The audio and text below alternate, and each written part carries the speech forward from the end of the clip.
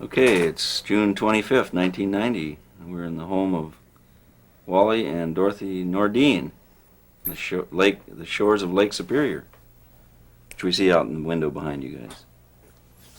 How long have you lived in this place? We came here about 1965. To this house? Yeah. So about 25 years here. Yeah. Well, I was born in Bayfield. So most all my life, but about 10 years. In which year? 1914. And what brought your folks here? Well, my grandparents were here, but my dad was born in Minneapolis. I think he came to Bayfield when he was a year old or something like that. And all my grandparents were Swedes.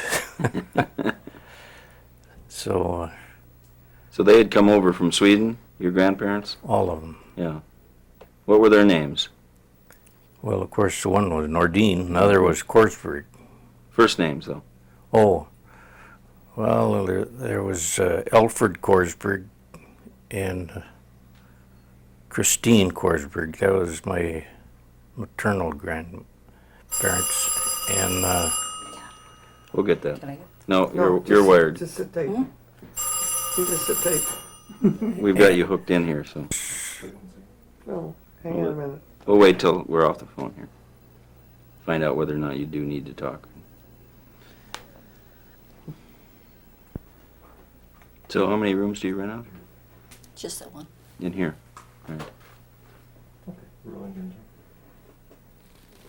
Okay, so maternal grandparents we got, and now Yeah. on the other side. other was John Nordin and Catherine, his wife. And when she came over, her mother died on the way over. And I guess they had quite a hardship for a while, getting family straightened out. I understand he was a file cutter in Sweden, and my other grandfather was a sailor. That's about all I can tell you about it. But then they came up here. Did both sets of them come here, or just the Nordin? No, they all They all came to Bayfield. Not originally. The Nordins went to Minneapolis. Mm-hmm. Korsbergs, I'm not sure if they came right here or not. I do know, though, that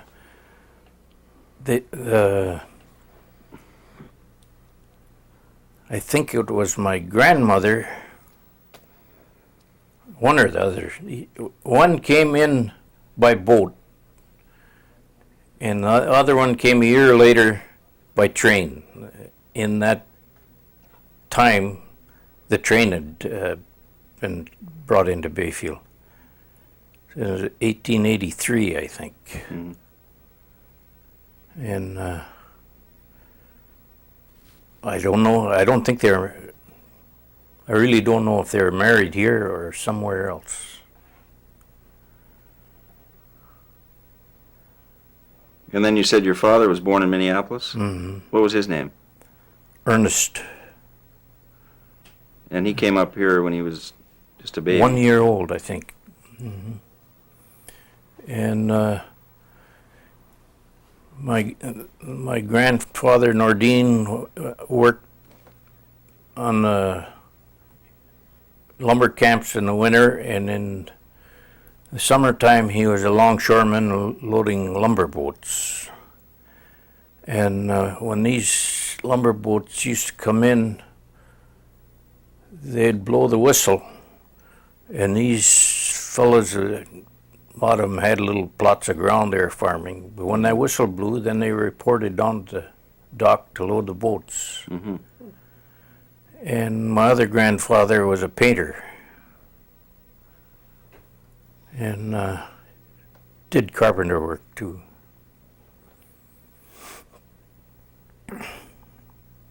Did your grandfather have any brothers, or your dad, other siblings, or Oh, more? yeah, Nordins? he had a brother, two brothers, and one sister. My mother had three brothers and two sisters.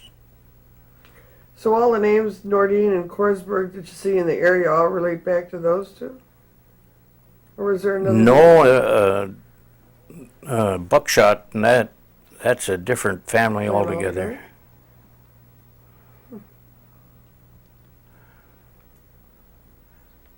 Well, he was a Swede too, I guess.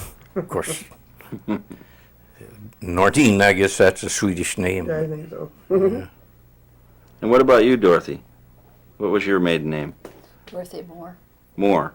Michigan. And when did you come up here?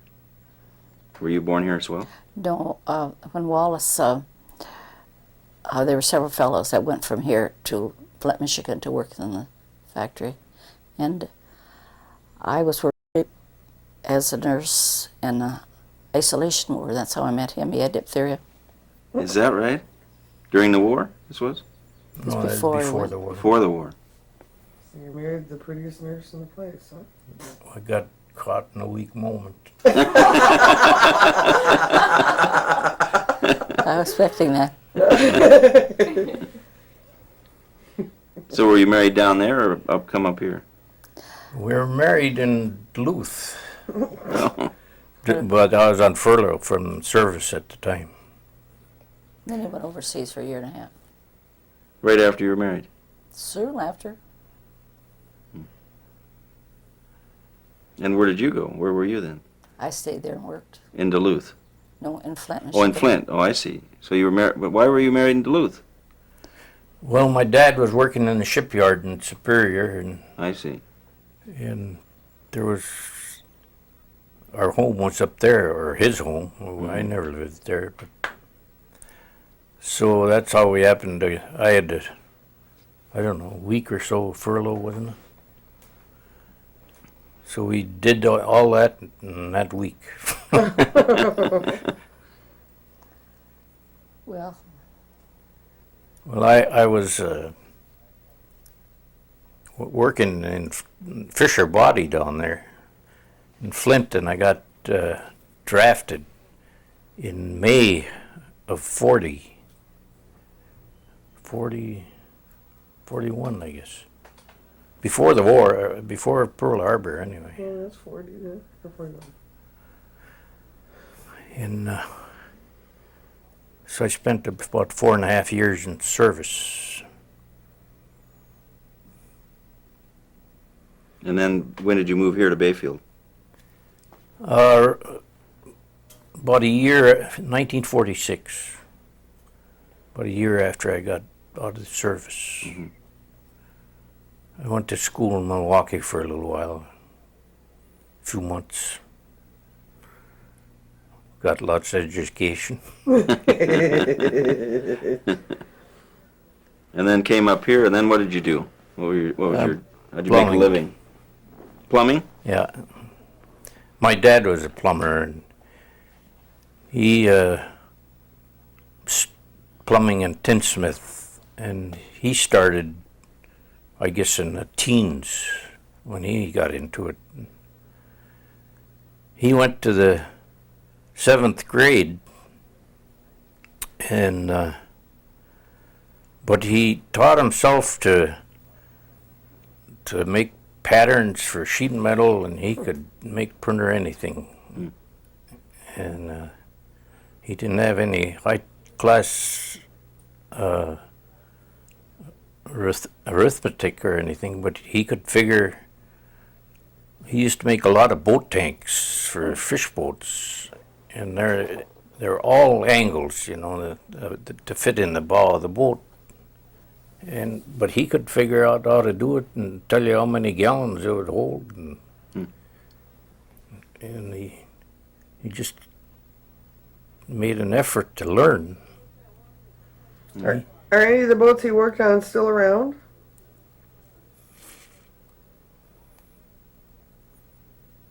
I don't think so. I can't. They were all wooden boats that they built here at that time. So All fishermen. when he was a child and living up here, after they moved up here from Minneapolis, where did they live down here in the house down on the lake, or No. did they live in town? No, they. Let's see. Well, you know where Ann Pardee had her shop, the fish market in here. Oh yeah, right, yeah. His folks lived there. And my folks, when they were young, lived where Seagull Bay cottages are. And they lived someplace else before that, but I think where Mrs. McQuaid used to live. Oh, okay. They tell about they'd have to turn the water off every night because it would freeze in the house, I mean. It's a little cold out there. Well, so then when did you move down on the lake shore? That must have been in about 1920, right in there, close. And, of course, the trains were running then. There used to be 4 passenger trains and 1 freight train every day. And we walked to school. We didn't live far enough from school so we could ride the school rig. Wouldn't ride by us up here, but we'd go up there and hang on the runner sometime and we could ride. But usually we walked the track to school, and there was a passenger train out at 7:45 in the morning. So they plowed the way in the wintertime. So we practically always walked the track to school because that was plowed. Did you ever hitch a ride? No, it was going the other way. It stayed in town overnight. And so they never helped us out that way. We'd get a ride once in a while with the section crew on the Would you? gas car, but that big fill down here, you know. Well, when we were kids, they filled that with horses, and that was, I remember it was 1926 because they drove a tack in each tie and it had 26 on it. Wow. Otherwise, I wouldn't remember it. And they used to drive their horses, kept them in town, in a barn in town.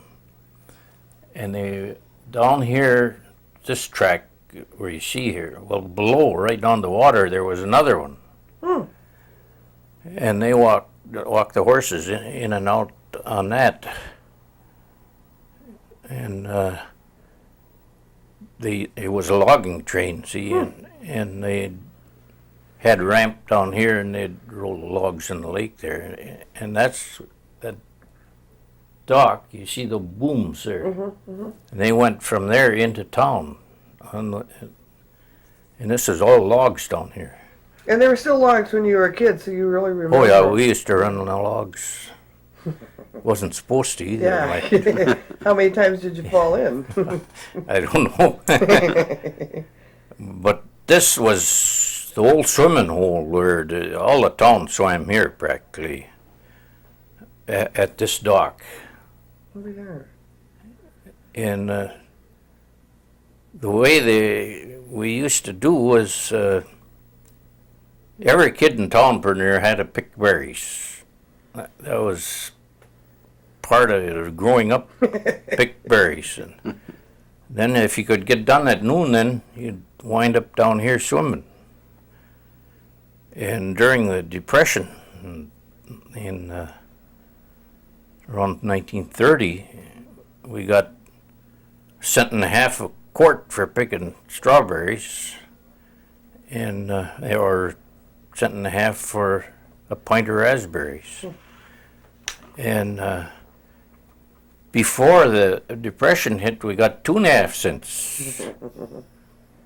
And then after strawberries came raspberries and beans, and worked all summer practically and make about $15. Of course, I wasn't a very good picker, but everybody was doing it, so it didn't make any difference. I think they paid 5 cents a bushel for picking apples too. Wow. But no one was making any money, so it didn't make too much difference. Which school did you go to? Well, there used to be a school there where the Baptist church is. Do you remember that one? I've missed it, but I've heard stories about it. Yeah. Well, we went through the 3rd grade, and then we went up to high school. John Baby has told us what the colors of the walls were when he went and Oh, which I teacher suppose. he had. So we Yeah, feel he we was- know it. John was a year behind me in school, I think.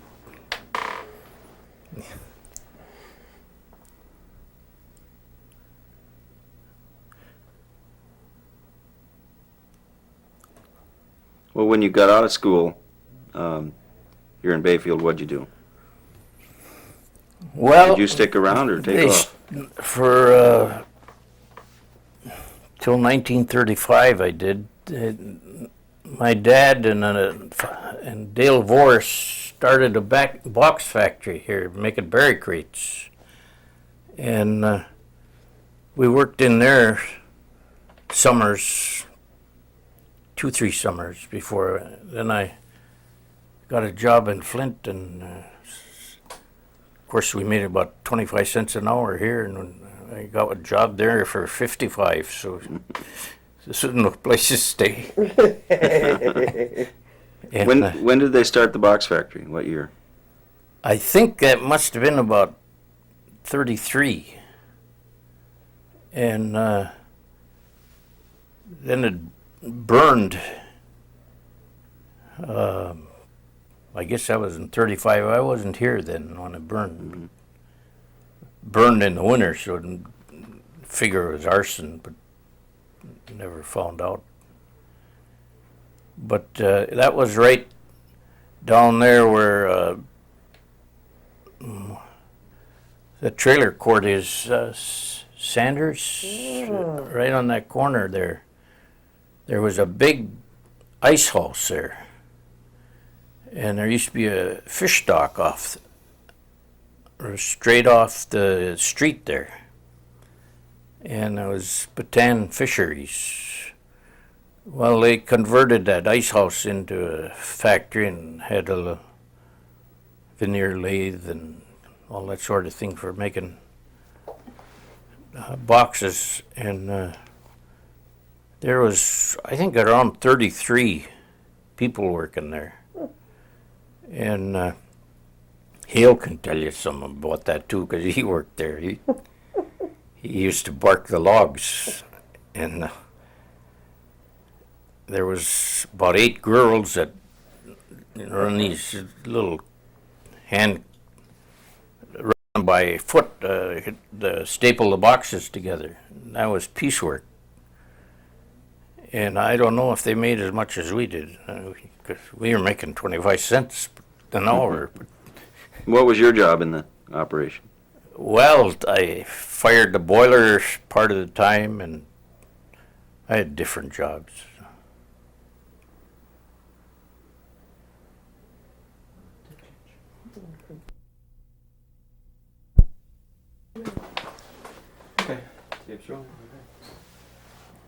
Okay, so where were we? Box factory. Yeah. Well,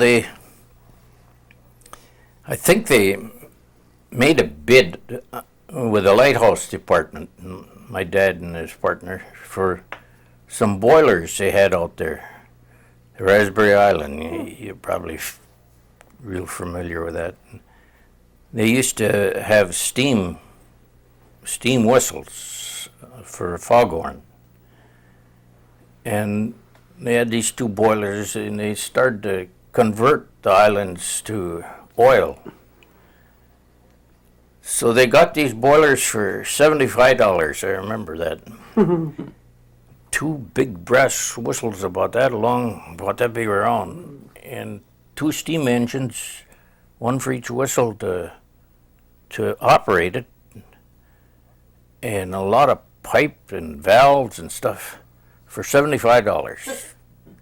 And they delivered them in to set them on the dock right where the Coast Guard is, which was practically right in the building where they were going to be used. You want to answer, Bert? You said Holly? Yep. Yes. Okay. So you worked in the box factory till 35, that right? Yeah. and then went to Flint. Got married. Went in the war. Came back in what year? Here to Bayfield. 46.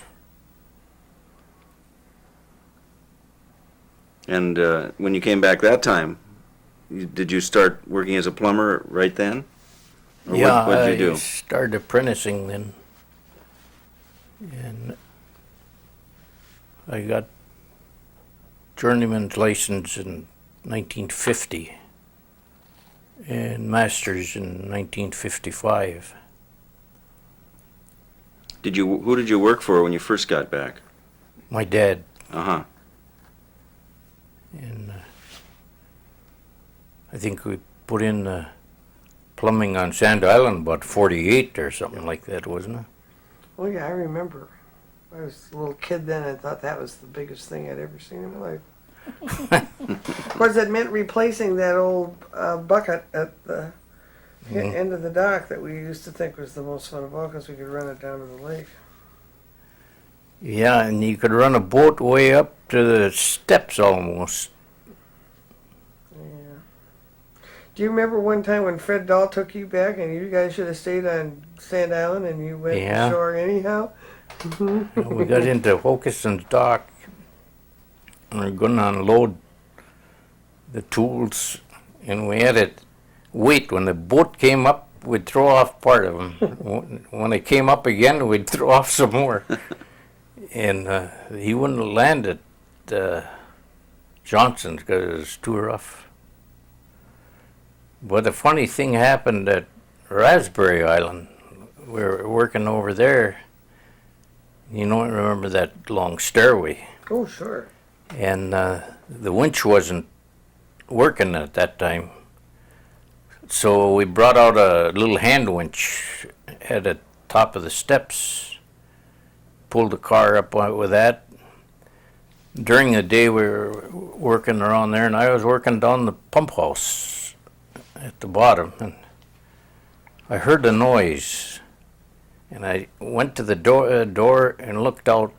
I didn't step out, I just looked, and here come that car. Oh, And it had all the tools on, the vise and the dies and stuff, and it hit the bottom so hard it spread the rails. And it rolled out on the dock right to the edge, and there's a plank along the edge of the dock, and it rolled out there and stopped. But it didn't lose any tools or anything. But I thought, if I had stepped out in front of that car, because it went right past the door, you remember? yeah, exactly. It would have been all over. And then they had some gas refrigerators they were bringing out there. And they said, no, I think it was 3 of them. They said, don't tip them. So we were very careful to take them over. And later on in the day, Hermie come along with one of them on the roof of his boat, Flat. laying down, and it was kind of rough. It was rolling, and here we'd been so careful with the ones we'd brought. They all worked. Guess where they are now? On Sand Island. They are? Same 3 refrigerators. Is that right? Yep, there are 2 in the beach house and 1 in the kitchen. Well, they've served their purpose then, because Yeah. that's quite a few years ago. Yeah, we got 3 more waiting in the wings. Or actually, there's 5 more down in the shop. Is that so? Waiting for when these wear out. Because they don't make them anymore. Don't they? They're Cervell good is, too. Oh, they were wonderful refrigerators. But Cervell, I think, is out of business altogether. Could be. I'll never forget seeing him coming across with that one laying on the roof. He really shook that up good.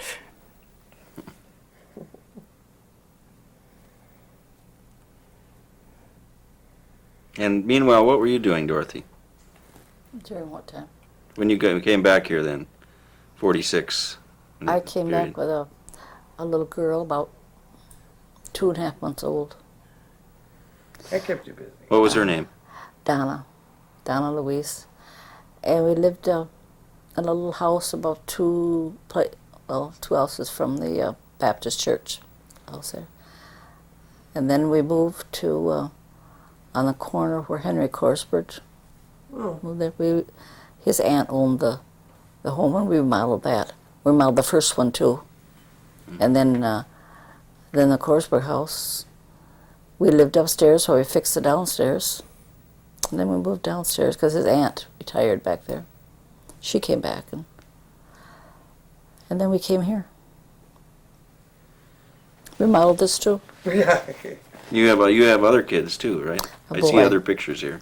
A boy, What's his name? John. And he's in Rogers City, Michigan.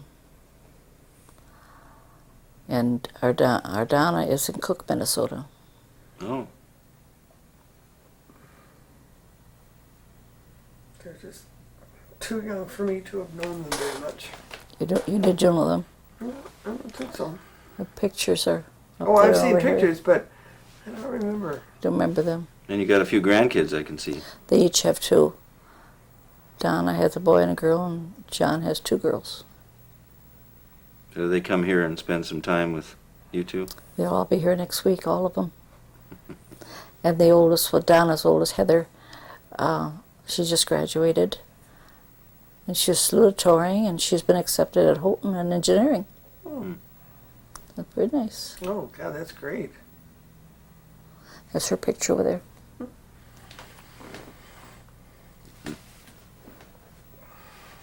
So, What was this before it was your house? this is a tavern. Yeah. What was it called? You know, I can't Remember? remember. We were trying to think of that the What other was it, the blue something or other? You see it? There was, you're thinking of Blue Ox, I think, probably, but that Or else wasn't it was some this one. guy's name. Kevin McCready. McCready ran it. Or He was ran it, it and then he leased it to someone. Do you remember his name, Wallace? But see, they lived. Was that Holsbow. this room, or Do you was it- remember Holsbow? They used to have trollers in. Included the kitchen, which is the kitchen now, and this room, Mm-hmm.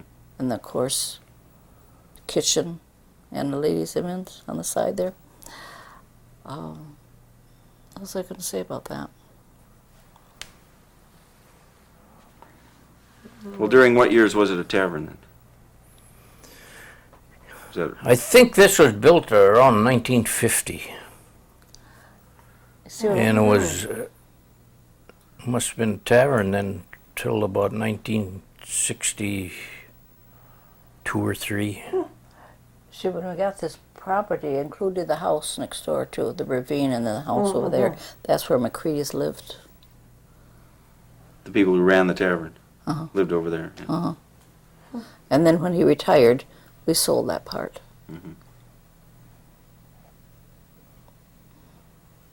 There are a lot of stories. I mean, some of the people have told us stories about coming out here, or told us stories about Kevin McCready. And actually, I think I met him once when he came back to town.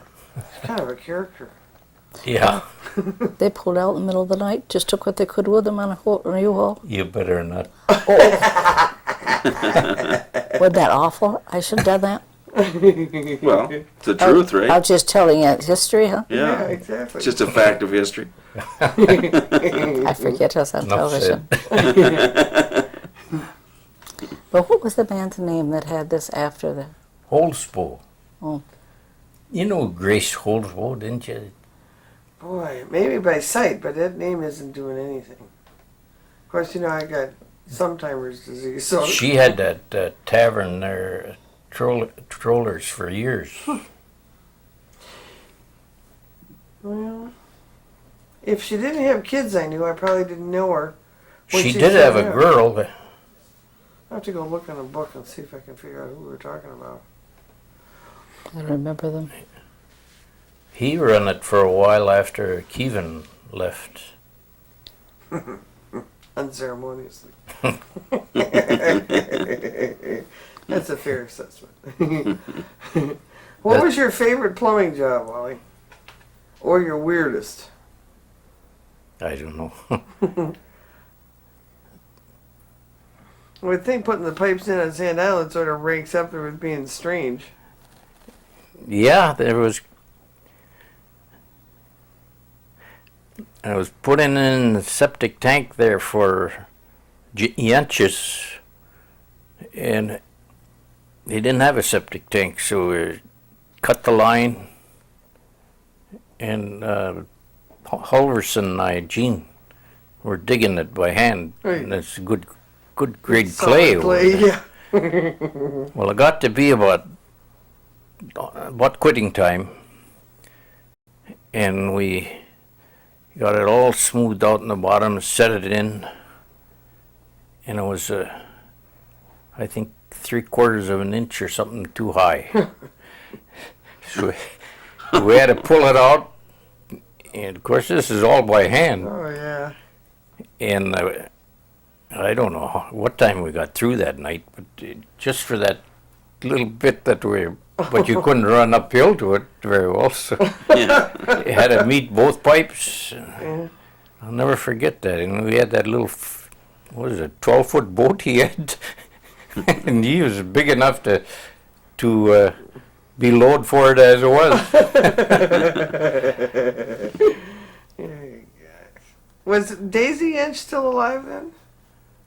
Yeah. But when did she die? Do you No, know? that's just it. I can't remember. Must have been in the 60s sometime. Maybe it was the 50s. I don't think so, though. I think it was 60 something or other. 3 or 4 or 5. So you were going to tell us about the Bing, too. That's good. Well, Can we take that down? You can sure. keep it in here. You can lift it off of that. You can lift the cabin off if you want. Here. No, I wanted you to And tell us the about little it. Hilda too. You hold it. Well, there isn't much to tell. Oops, sorry. Oh, look at that. God, it's That's, gorgeous. that's the way it looked inside. Hold it up seats, for us. Seats What about inside, it? see? Oh, for heaven's sakes. Look at the dust. Whoop, there went one of the seats. You can fix it. No, that I don't know what that's doing in there. Well, tell us about the Bing, the inspiration for this model. Well, just to have something to do, I made it one winter. But you see, this Jim Fuller ran this boat, and Seeberger had a Chinook at the same time. They each hauled a car. Well, then, and it was competition like Russell's and Seeberger was, and you know how that was. Well, anyway, this Jim Fuller died, and Howard and Jim bought Bing. Then they put a little ramp in here, and could get the second car down inside, and they moved the engine was back here, see, but they moved it up way up forward, and they had a lot of trouble with breaking the shaft. The thing would flex in the Oh, I sea. bet. So I guess they finally put some universals in it or something to take care of that. But anyway, the first Bing, the one this replaced, was just like a fish boat, only with canvas sides, I think it had a one-cylinder engine too. And they used to tow a little scow so they could haul a horse or a car or something forth and back. So this was a great improvement. And at that time, they used to have lots of ball games. Madeline Island had, you probably heard of those. Well, not so much. They Uh, saw pictures. They had a lot of Yeah. ball teams. And of course, Sunday these ferries were just loaded with people going to the ball game on Madeline Island, and both ferries were hauling lots of cars in. Well, then the Seaburger built what they call a Nichivo. Was one ahead of this one. Old wooden boat. Well, that would haul one car, but then they finally decked this over and they raised a house on it, so they could haul two cars. So that was a start of, and then the next ferries it'd each haul four cars. That was after the war. Yeah, I remember the 4-car wooden ferries. Yeah, in that Gar Hall, you probably didn't know him, but Augie Wick on Madeline Island and Oh, you lucky. Emil Erickson, you know him? I knew Emil. Yeah. Well, they built the Gar Hall. Wow. And I remember I came home on a furlough in the winter, went to Madeline Island, and they were building it at that time. And it seems though they just went ahead and built the boat. Well, then when they come to license it for a ferry, they had to have plans and so forth. And they didn't have it. So they had to draw up plans after the boat was built so they could get it licensed. And that they were both drinkers, you know, Emil and Augie both. And the inspectors come over there. I think it was Emil telling me about this. And of course they were going to check out the boat. So Emil, he left. He left Augie to Do all explain. yeah, and if you knew Augie, you know it would must have been hilarious. But they got a license. Well, that means old Mr. Russell then hired him to make the boat, right? Yeah. Yeah, because Garhow is Gary and Howard Russell, Mm-hmm. the two sons. Well, Or yeah, Gary. maybe it's I forget if the other boy is Howard or It's supposed what to his be name. Howard. I think so. I think Gary told me once it was named for him and his brother. Probably was. Mm. Of course, the old man was Howard too, Yeah. He's a neat old buzzard. but that Augie Wick, something else. They were a funny bunch on that island, you know. They still are. I better not talk about it. Well, we'll prompt you a little I bit. spent a lot of time where they were working. Some funny things went on there. Well, like what? Two that he built too. That was what he went out on the lake hunting. You know, So, what happened on Madeline Island? I better not tell you. Well, there can't be anything that's that bad. Well, it helps to know the characters, and I don't want to name names. Well, many other people have told the stories. You probably told some of the same Maybe you stories. heard you're it, thinking but of. there are two guys cleaning a septic tank over there. Did you hear it? And I wish I could name them, but I You're better not going that far. Okay. But and Turn the tape off. it come to be noon, so they're going to sit down and have lunch.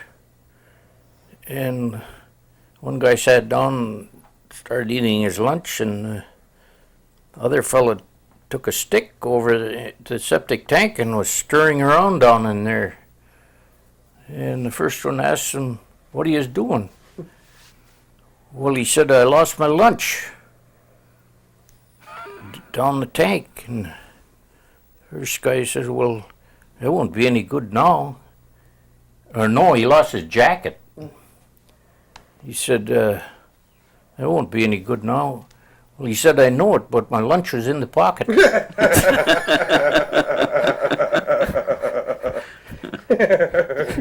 I walked right into that one. In other words, Malin was just as full of it then as it is now. Oh, and that Ed Valley, you heard of him, didn't you? And Arvid Crone was telling me about, he got sick, had cancer, and I guess he was afraid about dying, so he was going to kill himself, commit suicide. He was a boat builder over there, and he come down to Arvid Crone, wanted to hit him in the head with a ball-peen hammer. So Arvid said no, he couldn't do that. And but he was building his casket, and it was shaped like a boat. Have you heard that? No, but I knew he built his own casket. I didn't know it was a boat. And he got so sick, he had Arvid finish it for him. And he had bored holes in it, and he wanted package a little Turk or something, pipe tobacco in his pipe, and those holes were so the smoke could come out. And then there was some other old drunk over there that must have been his pal. So he had a bottle of whiskey put in because they were going to have a party. And but Arvid wouldn't hit him in the head. So later on, he wasn't long either, I guess. He did hang himself. Wow. And but he went around. I think Arvid said he gave $20 to some guy that peddled ice over there at a wagon to haul him to the cemetery. He paid this in advance, and I forget I laughed for half hour, I guess, while he was telling that story. But I remember old Ed Valley, and he lived right up from the filling station there, and he had a funny-looking house that had a little kind of a cupola on one corner, and he wore women's shoes and a corset. He was an odd character. I guess so. These, when they wore shoes like that, lace shoes, and high heels, that's kind of, or maybe they're buttoned, I don't remember, but he was really a character. And he built funny boats. Yes. You could pretty near tell a boat that Ed Valley built. But that was one of the funniest stories I think I ever heard. Was an Arvid was telling about he and Ed Valley.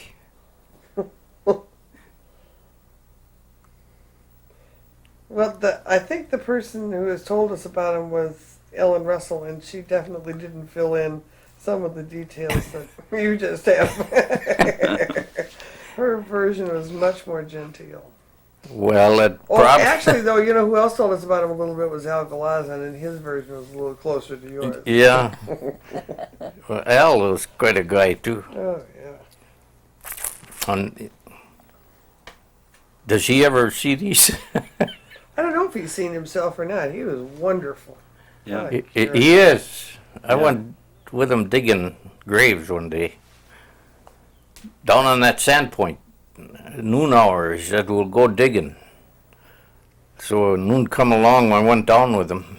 He down at the beach, and he started digging, and he dug down about 3-4 feet, about 3 feet.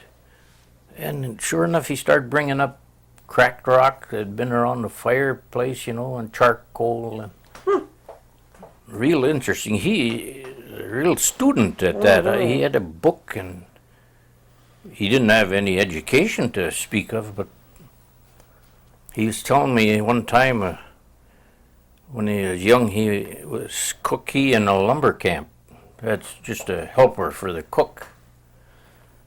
And he said the cook put a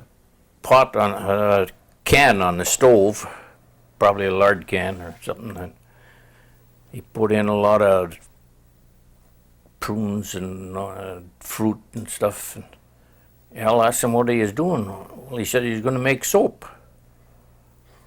So he cooked it, and finally he must have had Al go and get a wash basin, and he set it on that up above that can of cooking that was cooking. And then he put snow in it. Then he put a coffee can or something underneath it again.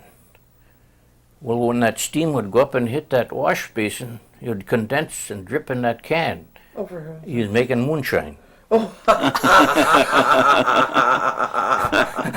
Soup. Huh? Oh, that's a good one. So there's lots of ways to do it, I guess. Isn't that funny? Maybe one of the more unique. Well, now what was the Hilda? Oh, I built a boat before I went to Flint. I cut down a tree and made it and hewed out a keel and sawed up the ribs and steamed them. And took me pretty near all winter. But in the meantime, I was sliding on Cooper Hill there and on a bobsled, and I was steering, and there was one. Maybe you heard of the Mystic. It used to be a big bob they had here. Oh, yeah. Well, they were coming up the hill and we were going down. And they didn't get it out of the way. They had it kind of on an angle across the road.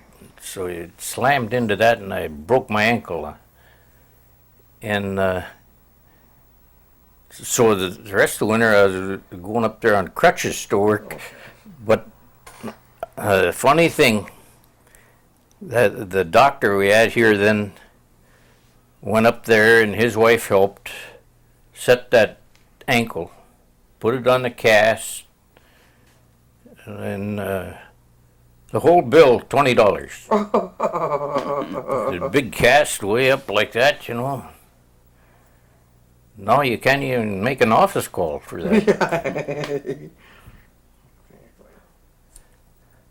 But that was a good experience working when I built a boat, because I could go down and watch the boat builders and then go home and do it myself. Well, you had a And- cabin on it too. Because it was, steaming the ribs and Yeah. it wasn't a flat bottom boat or anything. But I did build a flat bottom boat when I was a kid, and we caulked it with stockings and tar in the cracks. And we used it down here at the dock for some time, and then I think Henry Johnson was using it, and it got adrift some way, and that was the end of that. Well, what happened to the Hilda? I sold it to Bud Bodine when I went to the service, and he fished with it a little while. How long was that boat? 20 feet. And Dorothy, you said it has had a cabin on it? And, Yeah, it built like a fish boat. I see. We did quite a lot of trolling with it. And we'd go to Brownstone trolling, and it would start about 4 o'clock in the morning. It took 3 hours to go out there. And then troll and come home about dark. That was a full day then. Mm-hmm. But it seems though everybody had to go to Brownstone to troll. There was no stops in between. Well, I worked in Florida a couple of winters in a boat factory down there, too, after I got out of the service.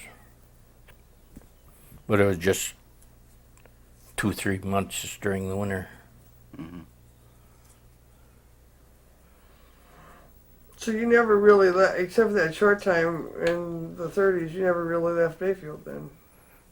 Well, 35 to 40, and then when the I was war. drafted, Yeah. I went from there right to service. So I was gone about 10 years. How about since then? You haven't left? No, I worked here ever since. But when we went to Florida in the winters, they were pretty slack for a few months. So I was in the plumbing then, but so little to do. I went to Florida for a couple of months. Worked during the week and went sightseeing on the weekends. Oh, you worked in Florida as a plumber? No. No boat builder. Oh, boat builder. Oh, then, yeah, okay. Yeah, they made, and the name of the boats were Crick Craft.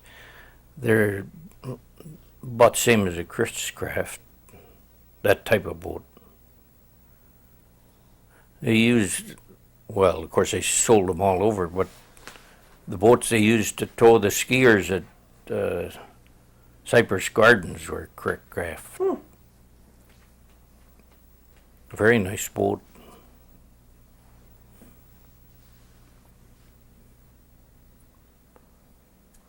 Dorothy, did you, besides raising the kids and stuff, ever work out of the home, work in town? Or?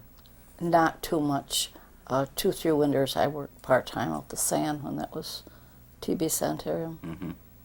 That's all. And I think I took care of that elderly man, was it Lolo Wallace? Mr. Lolo? At nights for a while.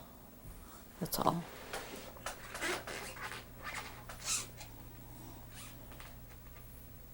Well, what have we missed here? Pardon? What have we missed here? We covered it pretty good. I think it Yeah, you're just trying to get out of it here, aren't you? Well, I can tell that. Yeah. Yeah, I guess you have covered it pretty good. When did you retire? Or haven't you? Yeah, Yeah. I retired. I think about 78. It's been about 11, 12 years. You mean we're not going to get to hear a Hale O'Malley story? I mean, we're going to have a little ammunition beside asking him about Bark Bay and the trip to Bark Bay. But what was that business about in school? It sounded to me like you guys were flirting with trouble at all times. Oh, not necessarily, but he just liked to write that stuff and he'd pass it on to me to read. In the middle of math or something, I suppose. But I can remember when he was a little kid, he had, I guess they called it a Buster Brown haircut. I bet you he remembers that. I haven't never mentioned it to him that I recall, but he's the only kid I ever remember had one like that. Right straight across? It's here and Did he get teased about it? I don't know. I don't think so. It was way down the grades. But we had several good camping trips out at Bark Bay.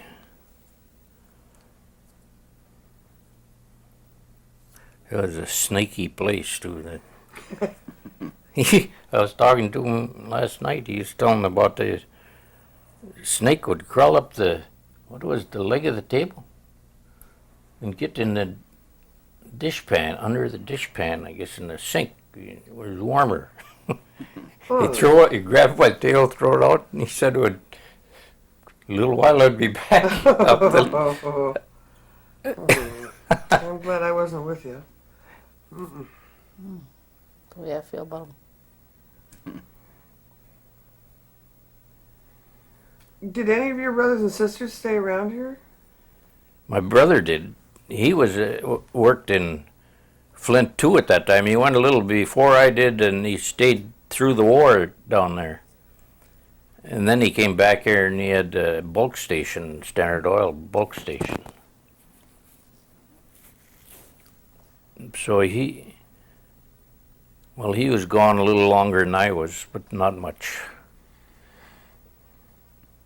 My sister, she was gone a few years, I guess. I don't know, maybe only a year or so to Milwaukee, and then she came back, and well, of course, she was in Minnesota quite a few years.